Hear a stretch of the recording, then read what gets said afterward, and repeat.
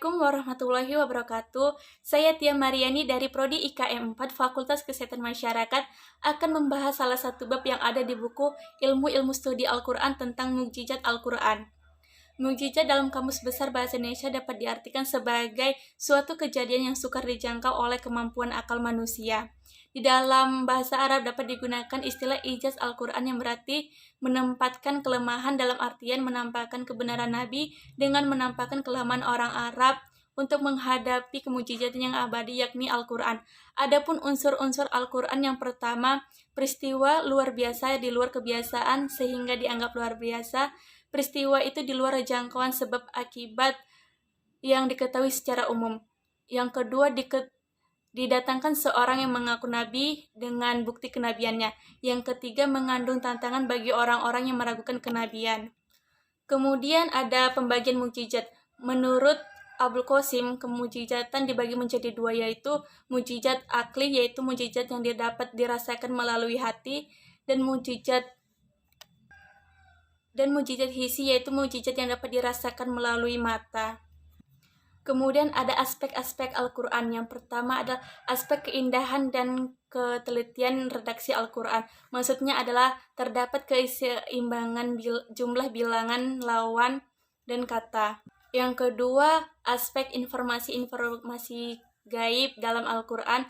Dalam Quran Surah Yunus ayat 92, dan informasi-informasi terkait ilmiah terdapat dalam Quran Surah Yunus ayat 5.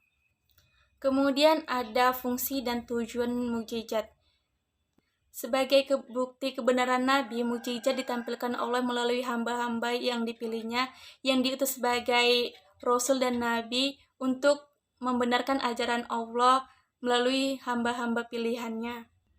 Walaupun dari segi bahasa artinya melemahkan, tapi tidak sama sekali bermaksud untuk melemahkan atau membuktikan ketidakmampuan yang ditantang.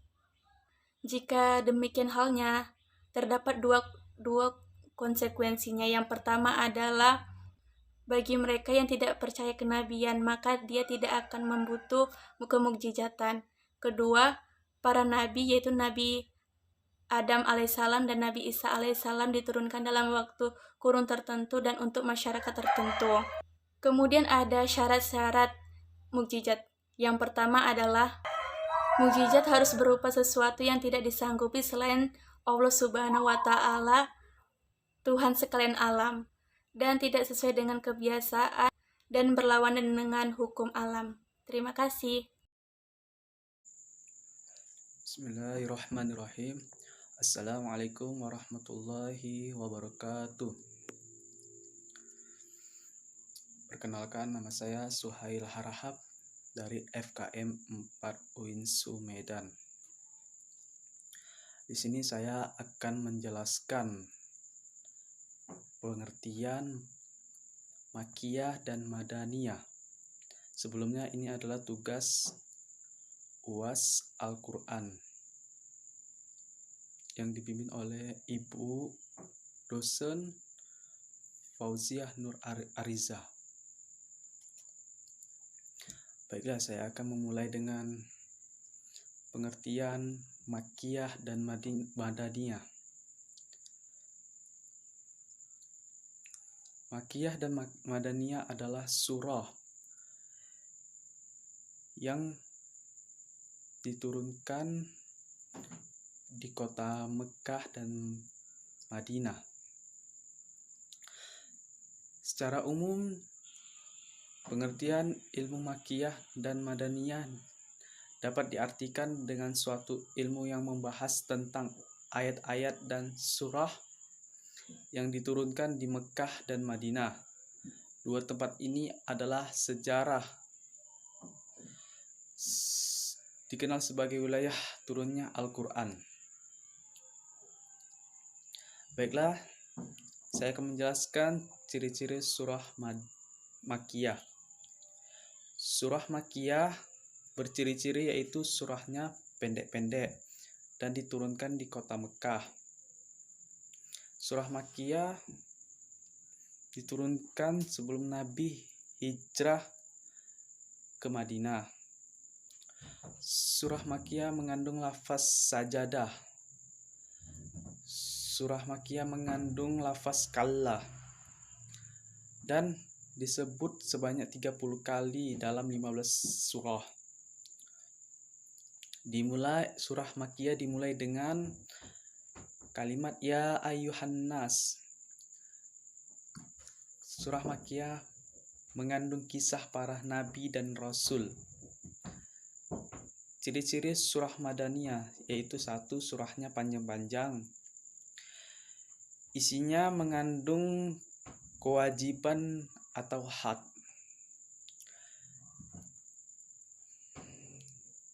Surah Madaniyah menyebutkan orang-orang yang munafik.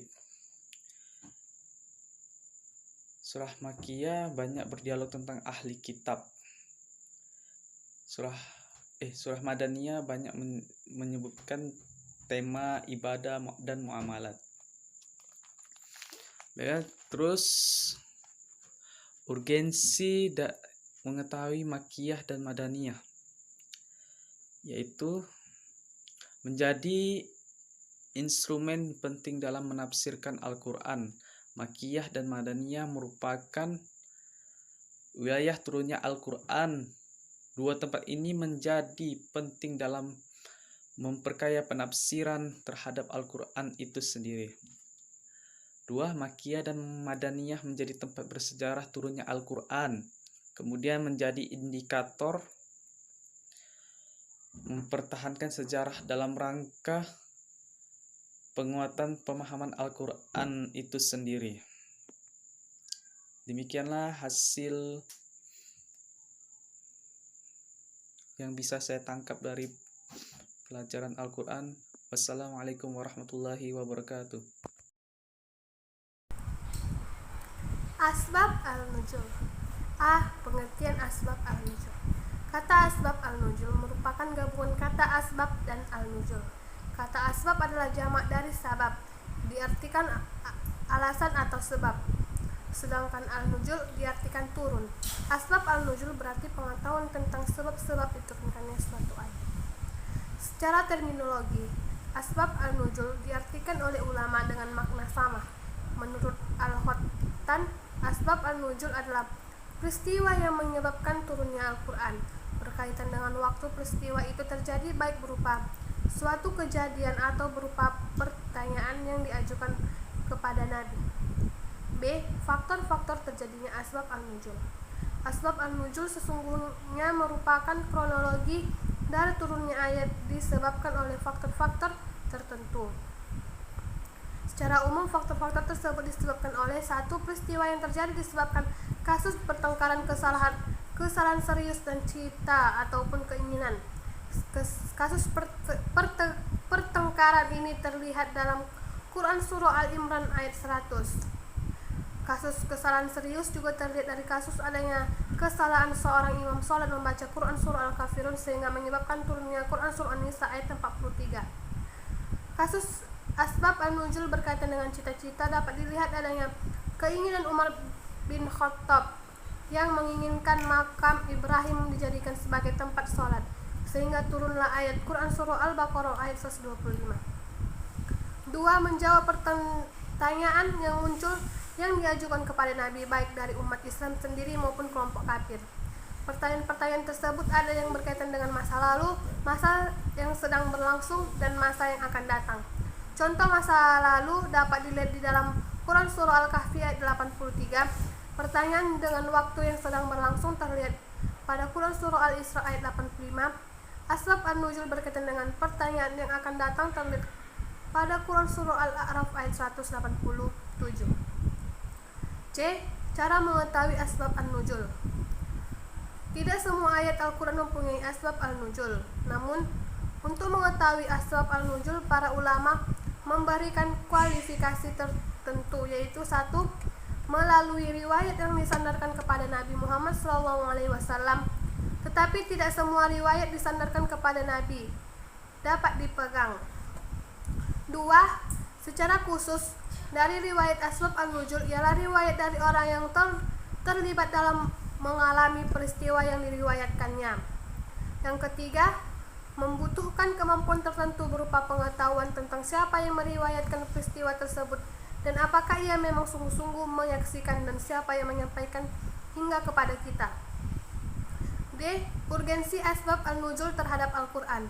Asbab an-nuzul memberikan kontribusi besar terhadap Al-Quran. Hal ini terlihat dari urgensi asbab an-nuzul itu sendiri. Menurut Jarqani, terdapat beberapa urgensi asbab an-nuzul, yaitu 1. Mengetahui peristiwa atau kasus yang menyebabkan disyariatkannya kasus hukum, yang disyariatkan suatu hukum dan berlaku untuk peristiwa yang sama jika terjadi di waktu lain. Misalnya kronologi turunnya Quran surah Al-Baqarah ayat 196. Yang kedua, membantu memberikan kejelasan dalam memahami ayat-ayat Al-Quran. Misalnya Quran surah Al-Baqarah ayat 115. Yang ketiga, membantu mengetahui ayat-ayat berlaku khusus meskipun lafalnya umum, seperti terlihat dalam Quran surah Al-An'am ayat 145. Mengkhususkan yang terkandung dalam ayat Al-Quran, terutama ulama yang menganut kaidah sabab khusus. Sebagai contoh Quran surah Al-Muzadilah ayat 1. Kelima, mengetahui objek diturunkan ayat. Misalnya asbab an-nuzul Quran surah Al-Ahqaf ayat 17. Asbab an-nuzul memudahkan dan memahami ayat serta memantapkan ke dalam hati siapa saja yang mendengarnya. Berikut ini faedah mengetahui asbab an-nuzul. 1. Membantu dalam memahami ayat dan menghilangkan keraguan tentangnya.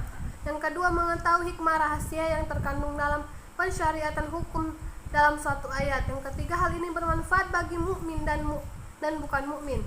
Yang keempat, menghindari prasangka bahwa arti harf batasan tertentu dalam suatu ayat zahirnya harf. Terima kasih.